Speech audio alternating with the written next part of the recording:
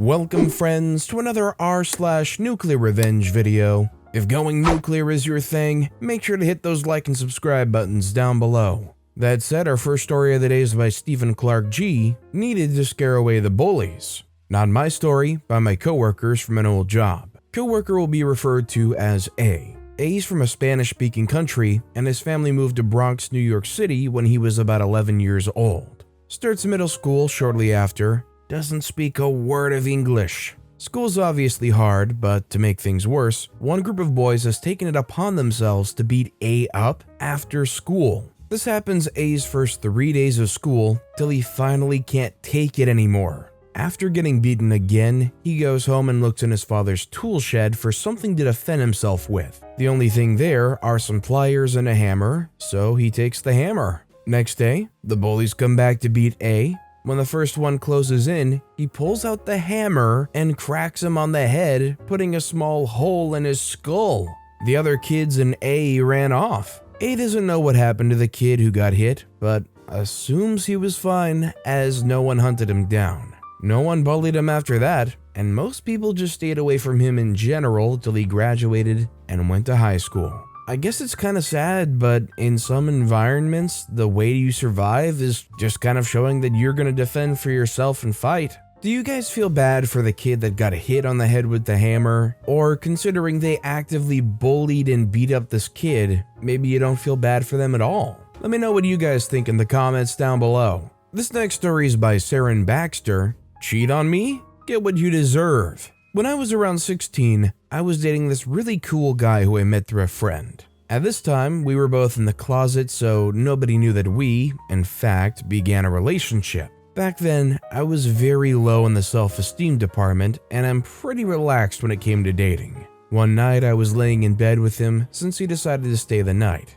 I, unlike him, am a bit of a light sleeper and usually stay up pretty late. I was just about to nod off when my phone notified me of a text. I looked to see it was a mutual friend who I had to admit would be willing to sleep with any man with a pulse. Usually she was the type who'd like to tell her friends about her latest conquests.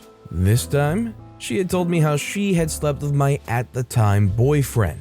It turned out that he took off work early so he could visit her and they could hook up. This made it worse because he later came to my home and he did the same with me.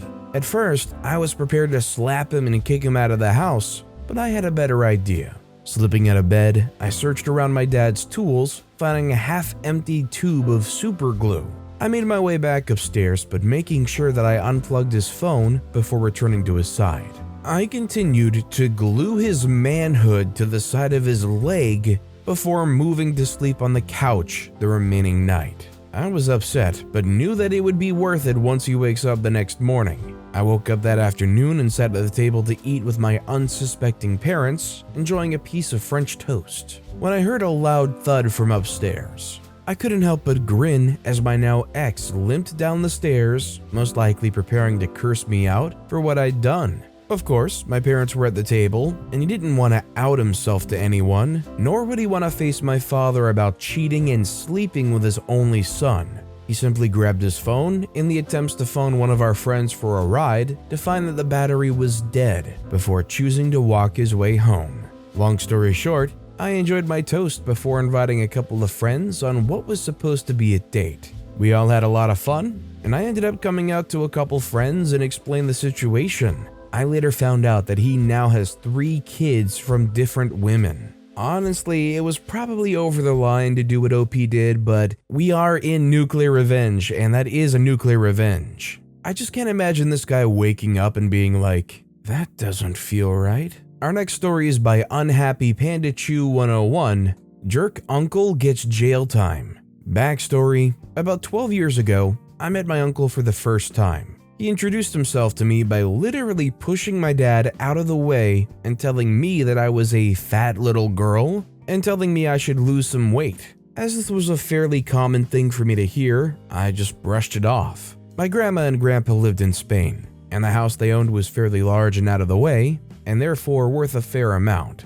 A couple of years ago, my grandpa passed away, and as per Spanish law, his property and money would be split between his children. My aunt, jerk uncle, my late uncle, and my dad. but none of the money and property could be claimed until all the children were present in court. This left my lovely grandma in a lot of debt. My dad and aunt agreed to sign over their portions to grandma in exchange for all the love and care they received as children. Cue jerk uncle refusing to sign over his share or even show up to claim his part. Meaning for a good while, as grandma was left with no money, no claim to her house, and with a lot of health issues that she couldn't sort, she lost her car, her phone, and a good few months in the hospital left her with some issues.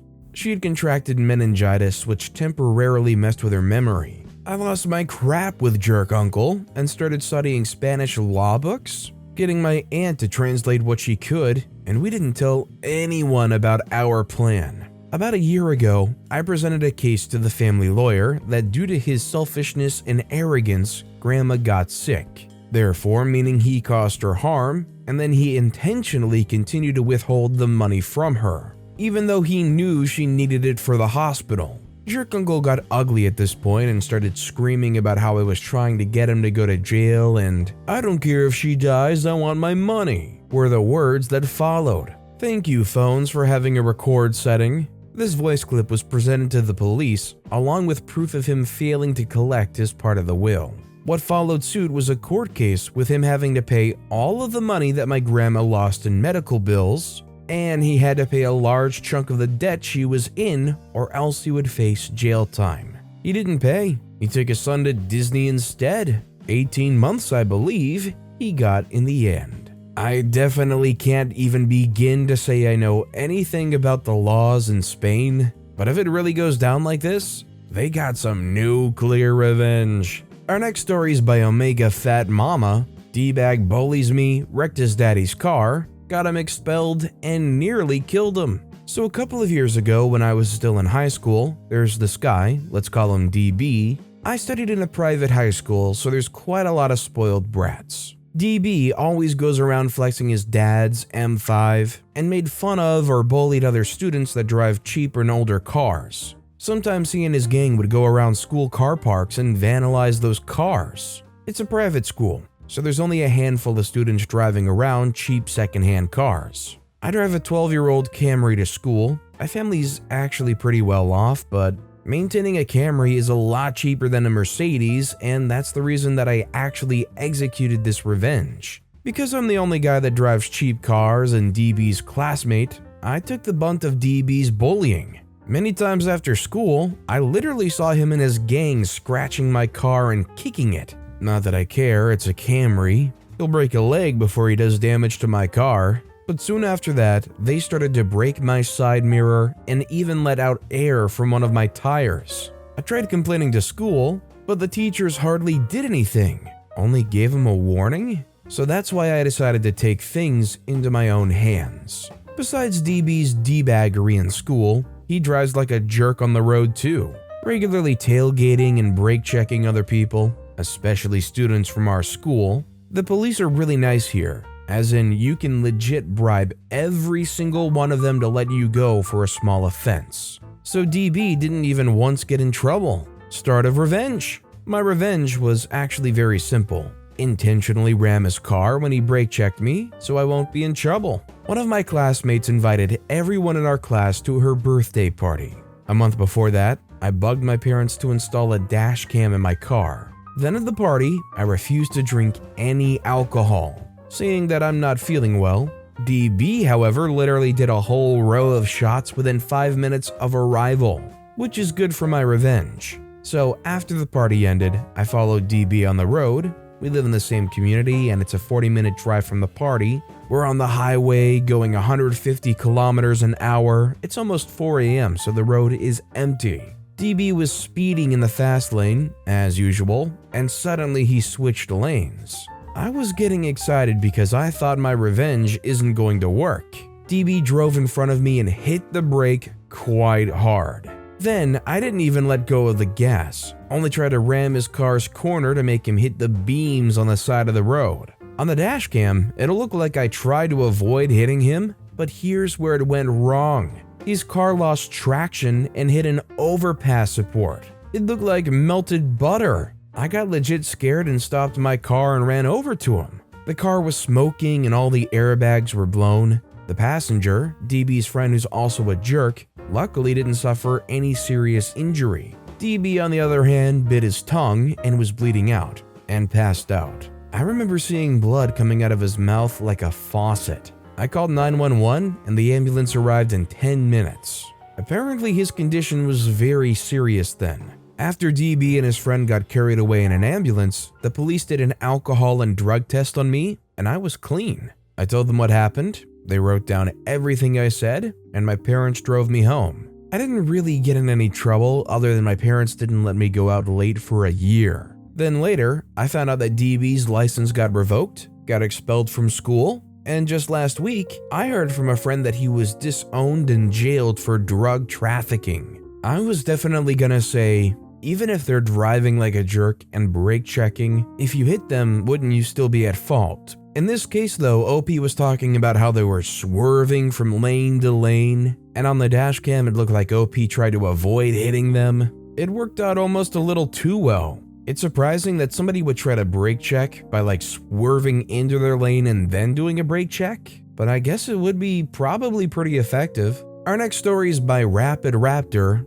Beware the fury of a patient man. I came out as bisexual to my father when I was in middle school. My father was always verbally abusive and an alcoholic due to his own turbulent childhood and his experience in the Gulf War, but after that, it escalated to physical violence against myself and my mother. It lasted up until my 3rd year of college. I was unable to move due to a limited income, and it escalated to full-blown aggravated assault one night that ended with me holding my father on a rear naked choke while the police had to pry me off him. We went to court. My mother filed for divorce immediately. Now the revenge. During the hearings, my father was convinced that I was going to vouch for him as though he were blameless. I spelled it out to the attorney and judge. The verbal abuse, the physical abuse, all of it. The look on my piece of crab father's face was priceless, and the final nail was when he blurted out, "She turned you against me." Ice water in my veins.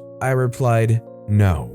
You turned me against you." The separation was granted with a vengeance. Not only does my father owe $1,000 a month in alimony, but my mother now has a restraining order in place. Word got out to my family's friends, and they summarily severed all ties with the old man. His social life, his job prospects, his freedom, and the life he had built for himself had all been blown to flinders. He still texts me. I don't text him back. As far as I'm concerned, the only time I'll ever see him again is when I have to identify his body. For all the things they did to OP and their mom, with how things turned out, you can't help but feel good for OP because the system didn't fail them. This guy was an absolute jerk and did some awful things, and they weren't allowed to twist it and use it to their advantage and lie, and now they have to pay for it by paying monthly and being cut out of everybody else's lives. And our final story of the day is by Osh9000. Uncle gets revenge against creepy neighbor. My parents told me a story that happened several years ago, so buckle up. My aunt was being harassed by a dirty neighbor. He did it for some time, and my uncle couldn't stand it anymore. So one day, he waited in an alley with a baseball bat for him going to work. Once he did, he kicked the door in and smashed everything to bits. The neighbor moved out not long after. Note, it may seem fake, but my parents told me, and it happened a long time ago, so I might have missed some details. I mean, depending on where this took place, and a little bit more back in the day when you could kind of get away with some things, probably a little bit more easily, this guy's stalking around, harassing this guy's wife. You kind of understand why they're going to flare up and have a reaction. I don't know if I would wait in the alleyway and take a baseball bat to them, but I would definitely have a reaction too. At least it wasn't actually against the guy and just basically everything he ever owned. I guess if you're gonna break and enter, do it in an era where there's not a lot of security cameras or doorbell cameras or whatever. Nowadays, robbers need time machines to get away with stuff like that. But with that being said, that's all the time we have for today. So of all these stories I've read today, which is your favorite and why? Let me know in the comments down below. And if you haven't yet, if you could like and subscribe, that would mean a lot to me. Whatever you do, whether it's liking, subscribing, turning notifications on, all of it helps grow this channel and I appreciate the heck out of it. So until next time, I'll see you all tomorrow with some more stories.